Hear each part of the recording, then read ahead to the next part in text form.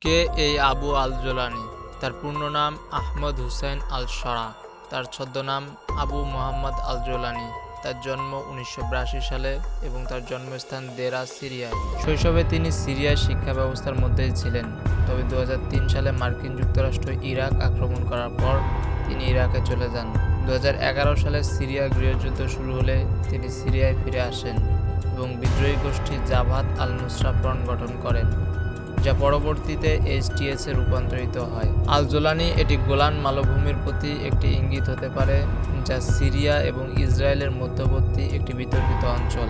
তার নাম গ্রহণের মাধ্যমে তিনি এই অঞ্চলের প্রতি প্রতিশ্রুতি প্রকাশ করেছেন।